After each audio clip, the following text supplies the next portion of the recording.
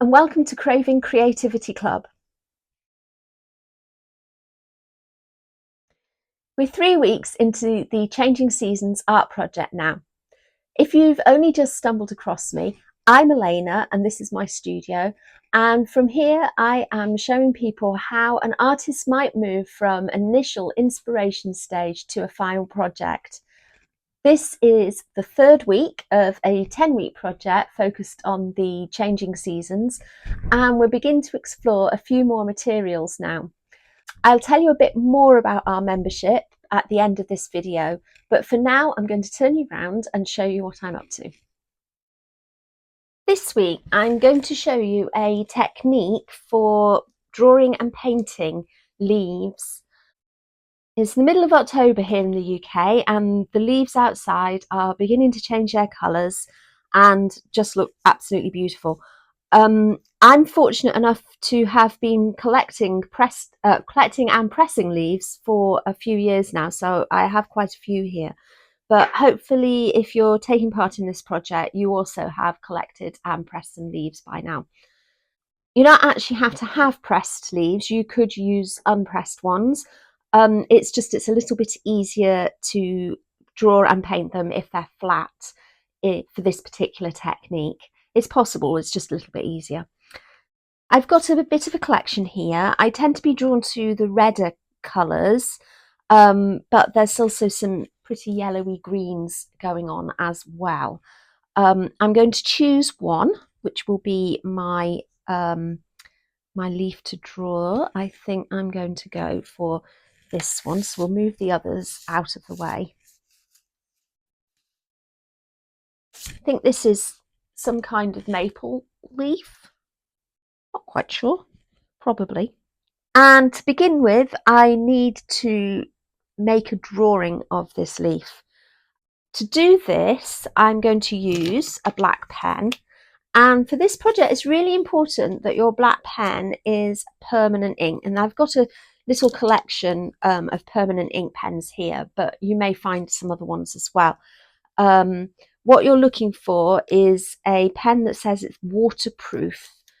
So this is water and Copic proof, water and frayed proof, and Sharpie say permanent marker, which essentially means waterproof. If you're not sure, you can test by just doing a little bit of a squiggle. I'll let it dry. And then if you paint over the top with water, you can see that ink is not moving. It's therefore waterproof. Now, I'm going to stick with my Sharpie. You can choose the next bit for yourself. You can either draw straight on with the pen if you're feeling very confident, or you could choose to draw with a pencil first, which is what I'm going to do. And you can also choose to be very brave and draw the shape, like the outline of the leaf yourself, or you can cheat and go around the leaf. I'm actually going to do a combination of both, that I'm going to use my pencil just to get the main shape of the leaf, but I'm not getting all these little detaily bits. I'm just getting the basic shape, which will help me with accuracy when I move to the pen.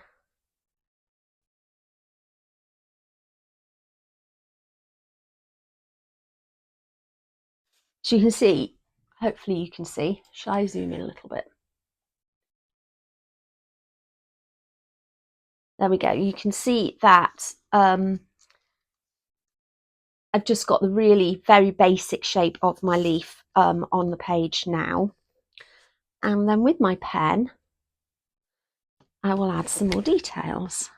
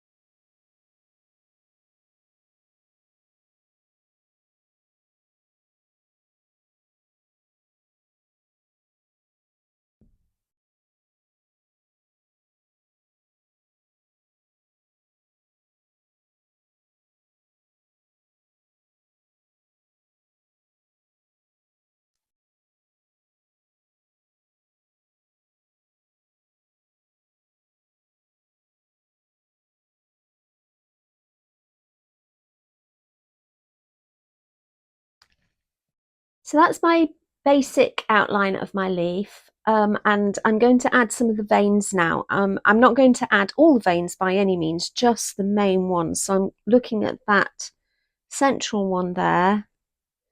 That's relatively simple, just goes straight up.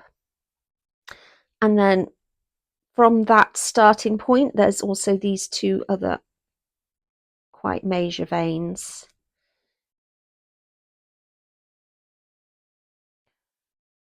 And two slightly smaller ones going into these lobes. And I'm going to do a few of the smaller ones, but I'm not going to get very, very detailed here.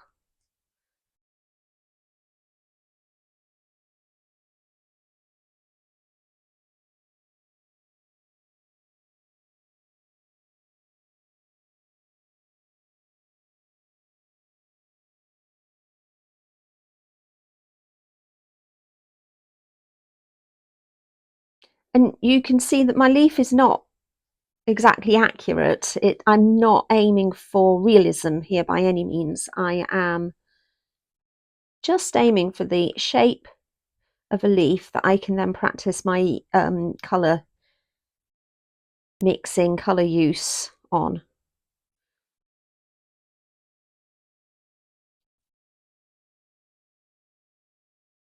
And I often say to my students that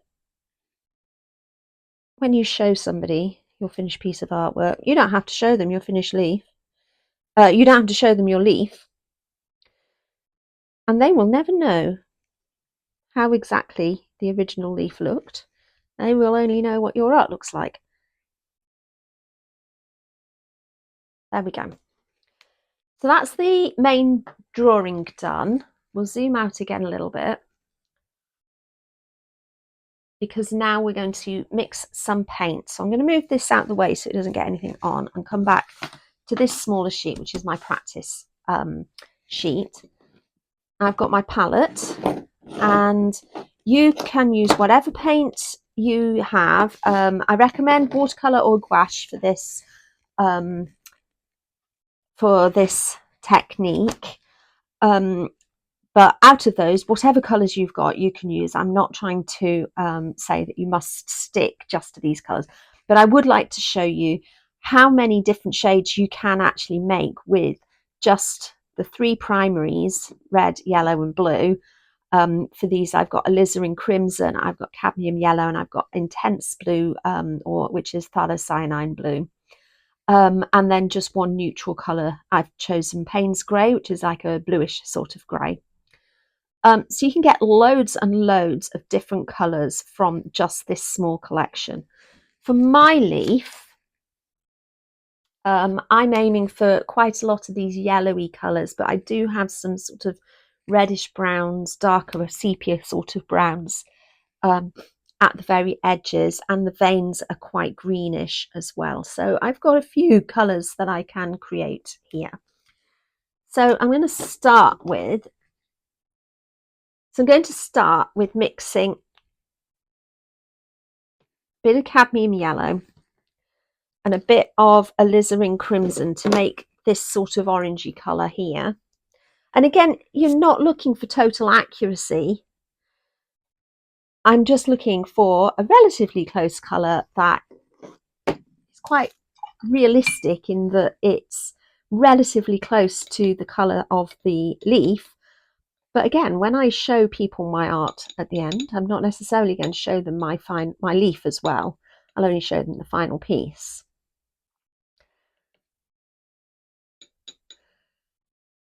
So hey, that already looks a pretty nice colour, and I'll just test it on my sheet. And I quite like that. You may be wondering why I have 2 jars of water, and this is why. As soon as I mix, as I wash my brush, you can see that my water has now turned yellow. And if I now use that yellow water, or if I had put blue in it, perhaps, or brown or something really dark, if I then used it in the paint, then I would be adding some yellow pigment to my paint, which I might not want to. So when you're watercolouring or using gouache, or actually really any paint, if you want to keep your colours nice and bright, then one pot of water for cleaning off your brush and one pot of water that stays clean, so that next time you need to use clean water, you've got it there ready. So I've got my orangey colour there. Let's have a look for a nice yellowish green for these middle veins. So again, I've got my cadmium yellow, and this time I'm going to add just a tiny bit of intense blue. I like to use watercolour tubes because I find they're much easier for mixing colours. You can just add a little dab at a time, whereas with the palettes you have to kind of smoosh the water around quite a lot before you get anything out of it. And I think that is probably a little bit too dark, so I'm going to add some more of the cadmium yellow to rub it on the edge so that I'm not putting it in the green paint.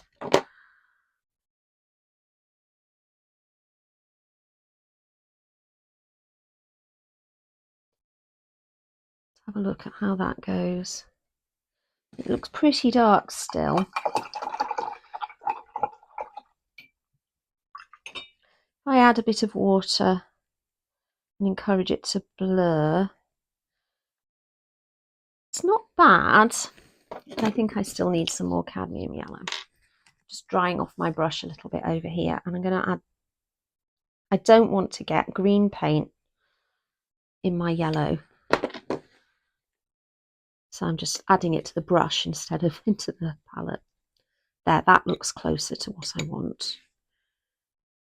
Yes, I think that's better. Clean off my brush.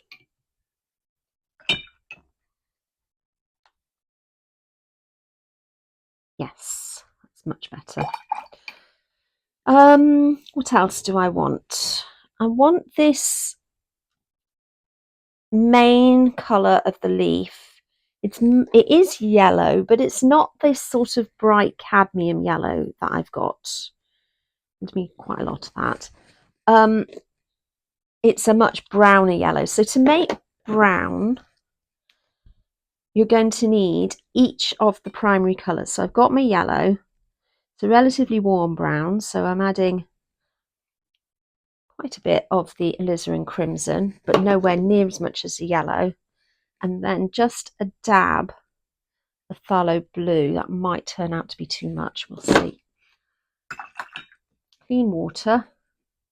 I'm just going to drop a bit of water in there because I'm finding my paints are a bit too dry at the minute. So the red and the yellow obviously make a nice orangey colour. Adding in the phthalo, yes, I knew that was going to be too much. Although I do quite like that browny green. It's not quite what I wanted. So I'm going to need a bit more yellow to brighten it up, but I'm also going to need some more of the alizarin crimson, because I'm not sure if you can see so well in the palette. I'll do some on the paper. It is very green, so I'm going to need to warm that up again. So I'm cleaning off my brush, making sure it's properly clean.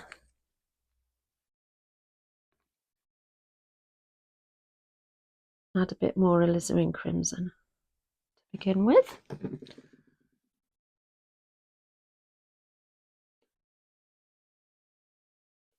That's immediately a much warmer sort of brown.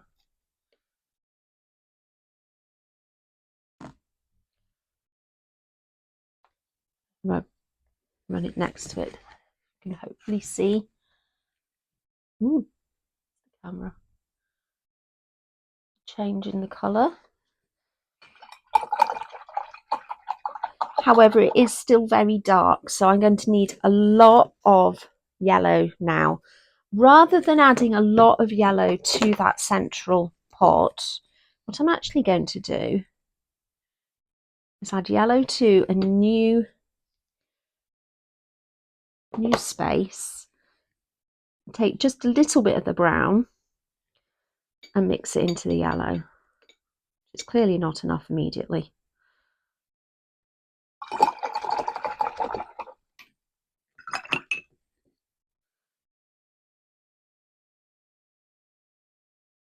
It's better.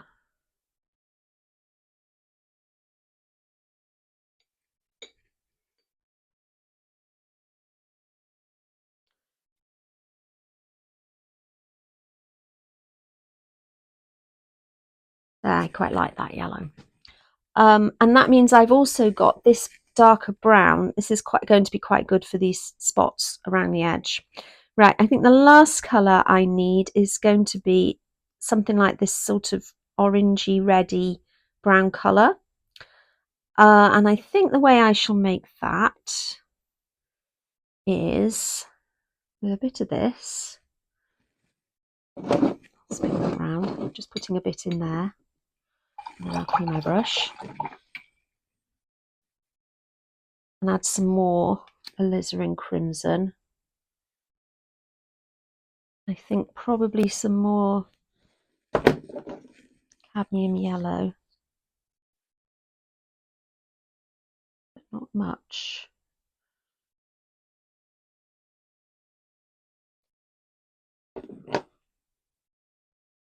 Mix that in, see how that goes. It's okay with adding a bit of the muddy water then, because I'm looking for quite a muted colour. If I'd wanted to keep my colours bright, I would need to make sure I only ever add clean water. But I'm quite happy with muted colours for this, because my leaf is quite a muted colour. Yes, I think that is pretty good. I'm quite happy with that. So,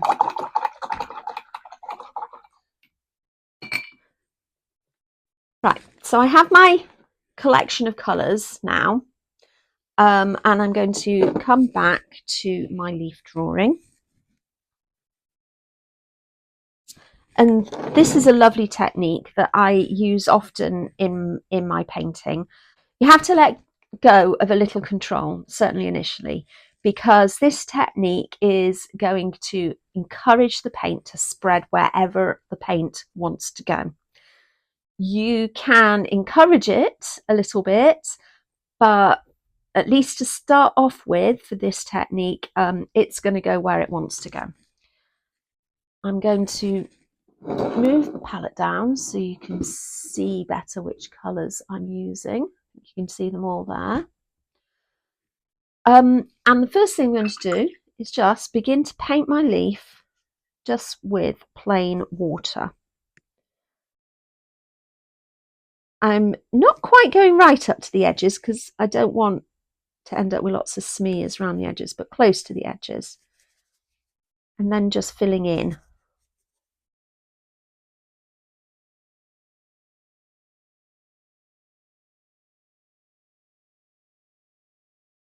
And I don't want the leaf to be absolutely drenched with puddles, but I do want it to be wet.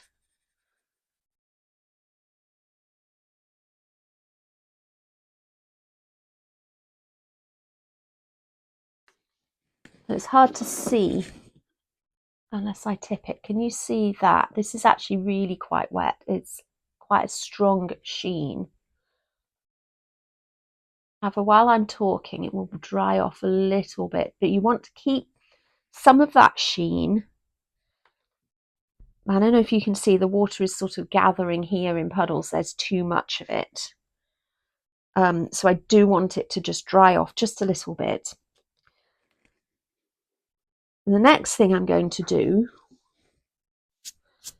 once this has dried off a little bit, is start just dropping in colours. So let's have a look at what colours I'm going to be using to begin with.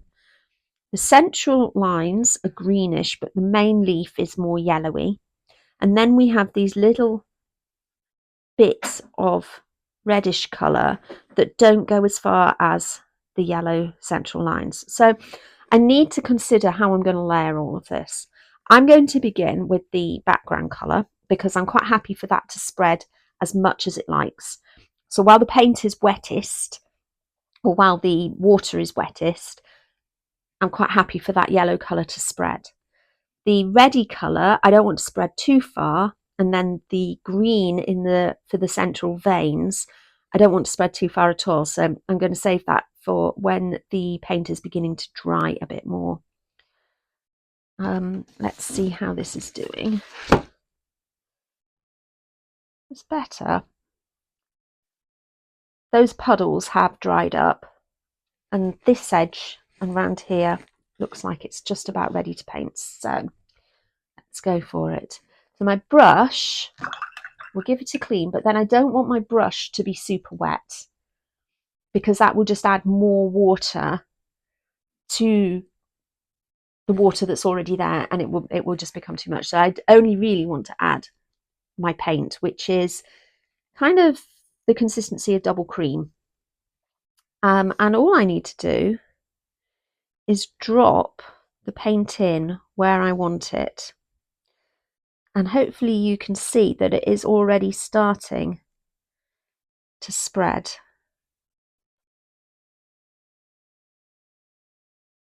On its own. So we get these lovely soft edges.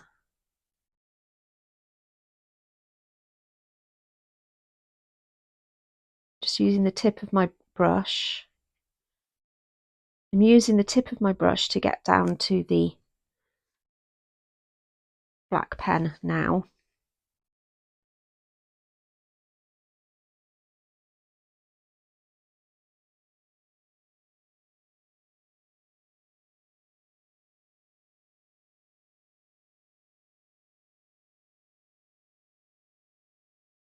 And spreading that paint around.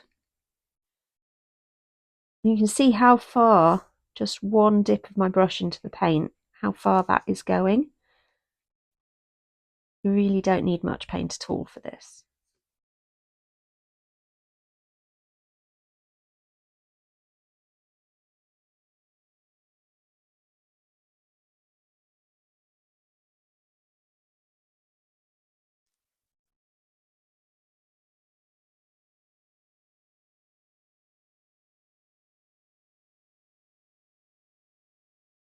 I want to do it relatively fast because I don't want all of this to dry before I put the next bit in.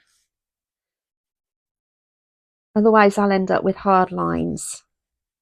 So this technique is called wet in wet because I'm painting wet paint, obviously the paint is wet, onto a wet surface.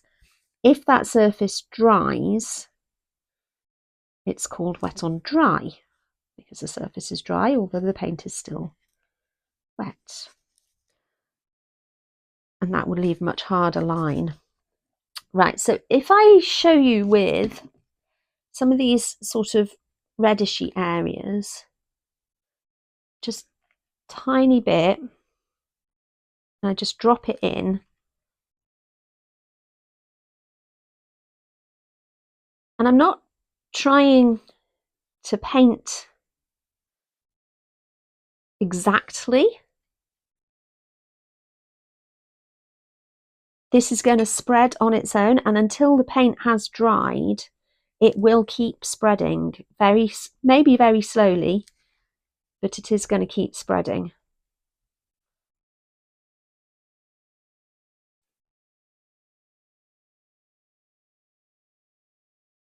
But we get these lovely soft effects.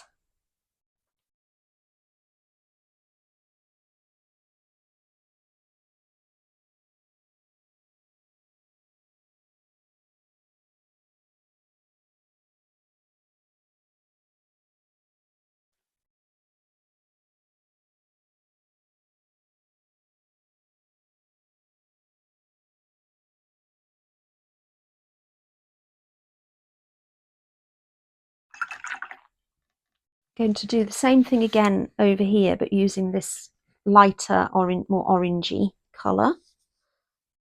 I'm dropping it into the yellow background, which is still wet, and letting the colour spread on its own. And I have some control in that if I drop the colour around the centre of where I want it to be, and then it will spread from there, which means the more intense colour mostly remains where I've dropped it, and then you just get these softer colours around.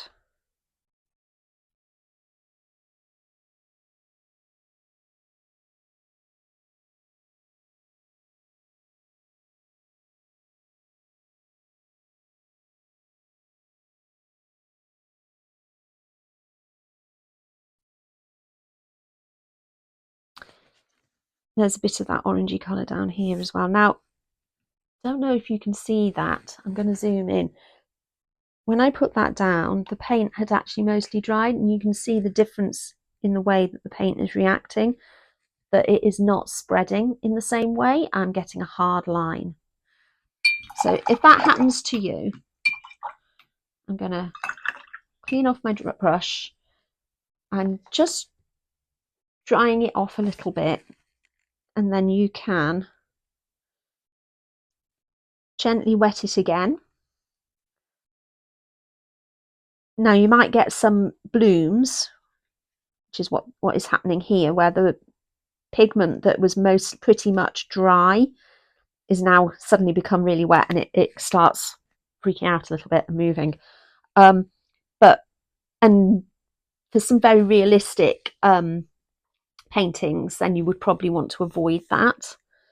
But for something like this, where actually the blooms add to the soft, unpredictable kind of colour of a leaf, autumn leaf, I'm not too worried about the blooms at all. I think I shall add some of that darker red down there as well.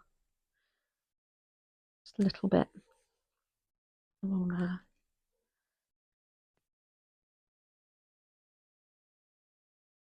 Yeah, I'll zoom out again a little bit so you can see more of what I'm doing. Oops, not too wobbly.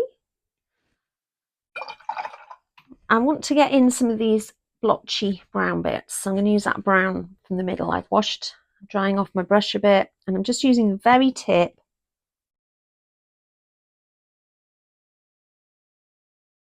to add a little bit just to the edges.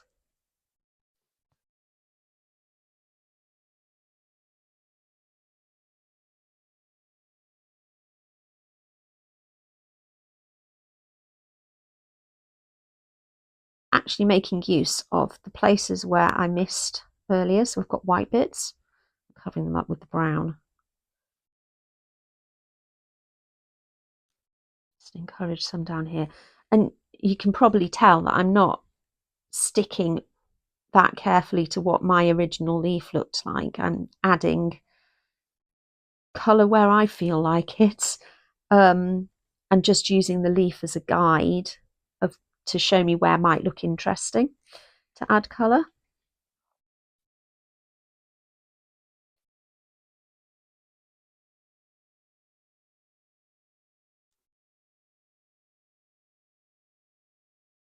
A little bit on the tips over here.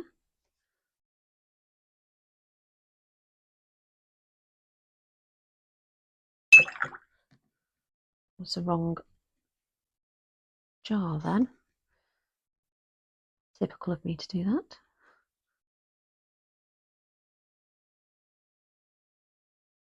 I've just switched to the red colour now rather than the brown. Just encouraging it to blend a bit, and also it's warming up that colour a bit. The paint has dried a bit too much over here, so I'm adding some yellow again so that it can kind of blend in. And it's going to look a bit patchy, but then these leaves look a bit patchy. So I'm pretty happy with that. The only last thing I want to do is add some of these green veins. I'm actually switching to my smaller brush. I could probably do it. This brush is really pointed, so I could probably do it with that brush, but I'm not going to risk it. I'm going to switch to a much smaller brush, and just using the very tip. I'm following. It's quite wet actually. Paint has dried a bit. Just using the very tip, I'm going to follow the lines of the veins.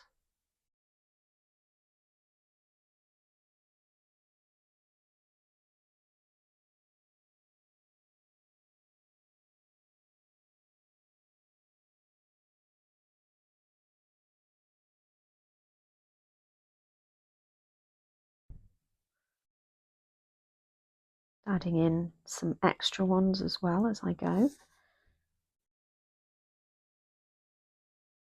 And again, I'm using my leaf as a guide, but it is just a guide. I don't need to do exactly what the leaf tells me to do. I'm letting it just unfold as I go.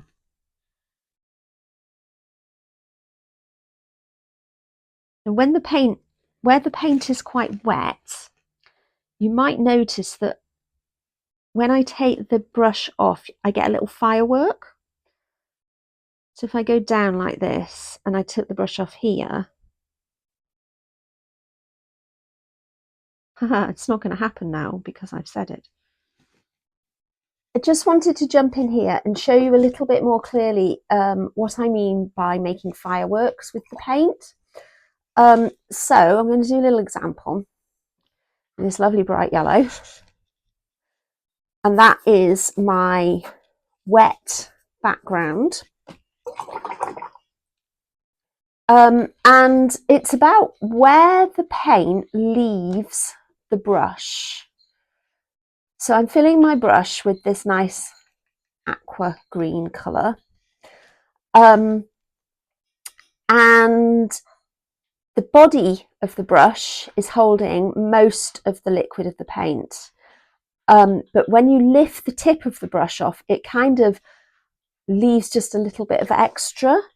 So if I drag my brush across the page, at the point where the tip leaves, a little bit of extra paint just kind of pops out and you end up with this firework. So that's what I mean about leaving fireworks. And the wetter your brush is, the more likely you are to get that firework. So the wetter your brush and the wetter your paper is, the more likely you are to get that firework. So if I paint another couple of yellows, oh, got a bit of green in there as well, haven't I? There's two, so I'll let one dry a little bit while I'm showing you. So this first one, the paper and the paint were about the same amount of wetness. With this second one, I've got quite wet paper, but just a little bit of paint on my brush, quite a lot less paint on my brush, which means, and I've also dried my brush as well before dipping it in. So let's see what happens. I get a much finer line, but I still get that firework as I lift it off. So less paint means that I can paint more finely, but the point where I lift my brush off, I'm going to get that little firework. I'm going to let this dry a little bit longer. So this is dried now, so there's only a very slight sheen to the paint. And this time I'm going to use lots of paint on my brush. So I have more control and less of a firework. I have more control because the paper is less wet. But that firework is still less than the original one was, less than when the paper is really wet, but it's still there. So it's the point when your brush leaves the paper. So this means that you need to consider carefully where you're going to lift your brush, because if you're painting something that's quite delicate, like the veins of a leaf, you don't want a vein of a leaf to have like this big bulge at the end of it, because they tend to just tail off. So the best way is to actually paint backwards. So you paint from the tip end, the far end of the vein, the point where the vein ends. And then if you're going to get a firework, you need to aim to have that firework at a point where the vein joins another larger vein, and that kind of disguises the point where the firework happens. So I want to just be aware of that I don't want to take the brush off in a place where a splodge of green would look wrong. So the tips of the veins are where I'm starting to paint, ending at the point where the vein meets another vein or meets the stem of the leaf.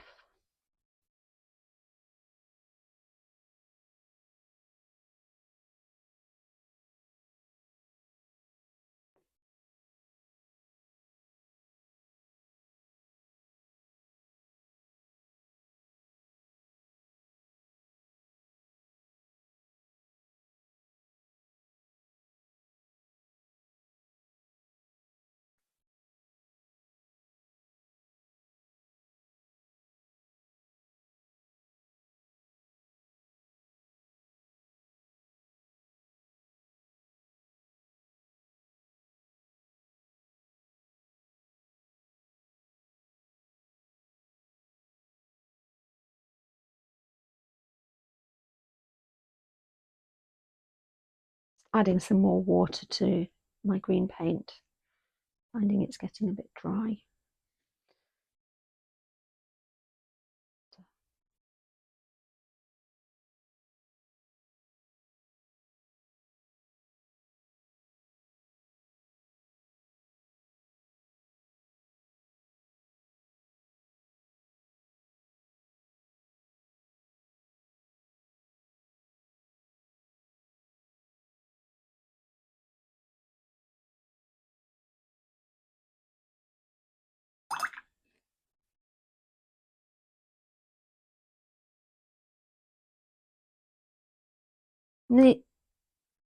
It's quite easy to fix mistakes here, as you see I'm probably doing, because these leaves, they're quite blotchy. So any blotchy bits that you add are not going to look out of place. So this is a lovely beginner watercolor activity for that reason, that it's quite hard to mess this up.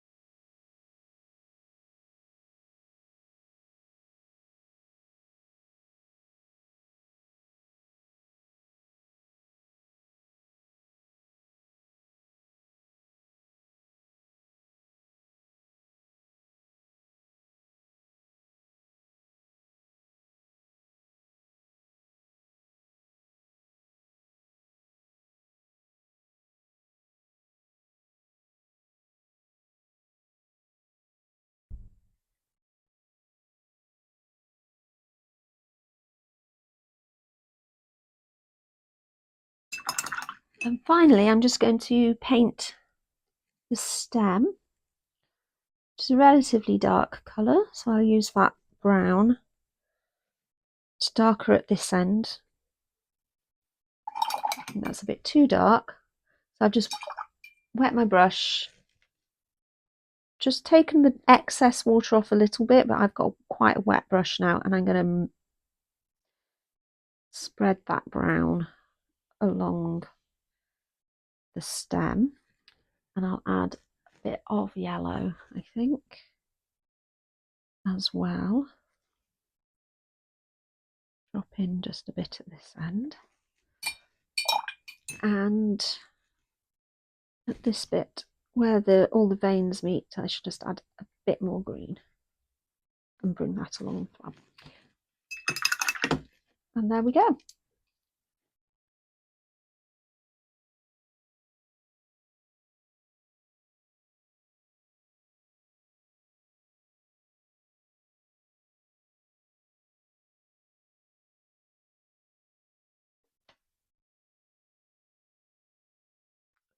Well, I hope you enjoyed watching that and you feel confident enough to have a go yourself. I would love to see the work that you've completed. So if you feel like sharing, you can join my membership, and there is an upload page within the membership content.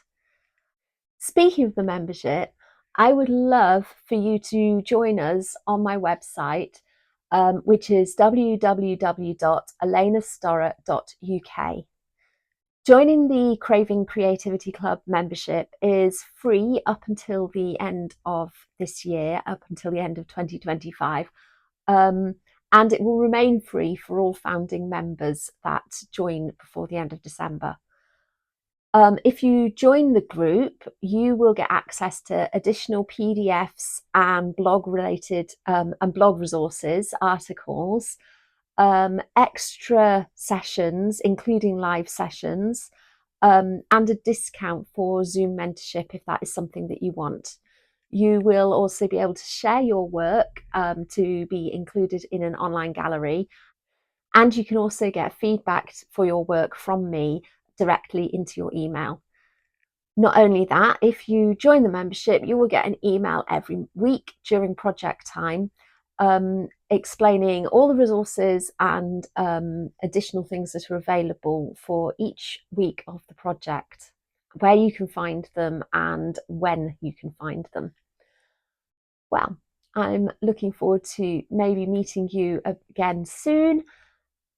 If you enjoyed what you see here, then please like, comment, or subscribe, or hopefully all three. Tell the YouTube algorithm that I'm here, and we can build a really great community. See you again soon.